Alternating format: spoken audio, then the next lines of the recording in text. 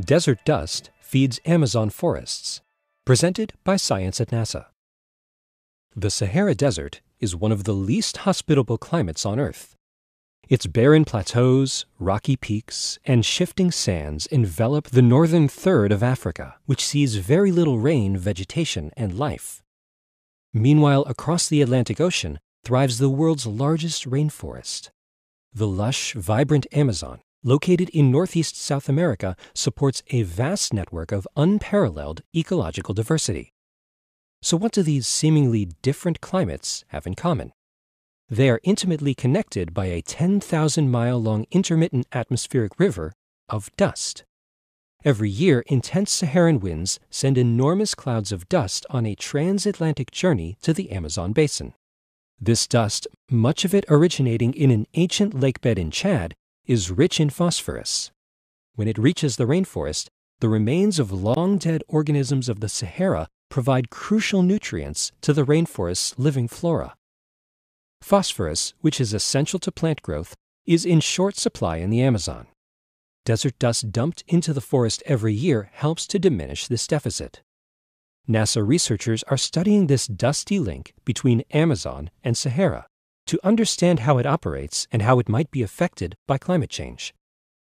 We know that dust is very important in many complex ways, says Hongbin Yu, an atmospheric scientist at the University of Maryland, who works at NASA's Goddard Space Flight Center in Greenbelt, Maryland.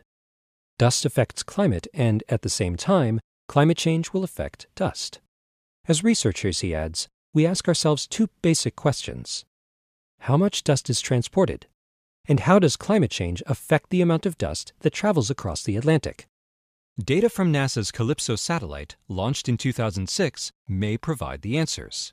For the first time, Calypso has quantified the amount of dust that makes the transcontinental voyage, and the numbers are impressive. Of the 182 million tons, or nearly 700,000 semi-trucks worth of dust that leave the Sahara each year, 27.7 million tons, or 15% of the total, are scattered over the Amazon basin.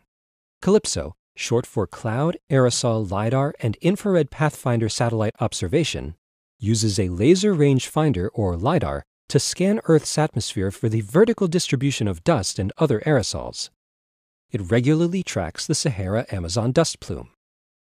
One of the things Calypso has revealed is the connection's variability, changing as much as 86% between 2007 and 2011. Why?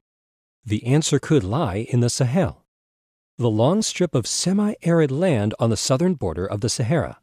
Yu and his colleagues have found a possible connection between rainfall in the Sahel and the amount of dust transported over the Atlantic. When rainfall in the Sahel is higher, the volume of dust is lower. The exact reason behind this correlation is unknown, but Yu has some ideas. It's possible that the increased rainfall could cause more vegetation to grow in the Sahel, thus leaving less sand exposed to powerful winds. Another possibility centers on the wind. The amount of rainfall is correlated with wind patterns that can sweep dust from the Sahara and the Sahel into the upper atmosphere, which is basically a superhighway to the Amazon. Thanks to Calypso's unprecedented 3D observations of atmospheric dust, scientists can begin to create models to predict how the dust may impact climate in the future, and how it nurtures the lush forests of South America today. Creatures of the Amazon, and perhaps around the globe, may want to consider sending the Sahara a thank you. For more news about unexpected connections on Earth and other planets, stay tuned to science.nasa.gov.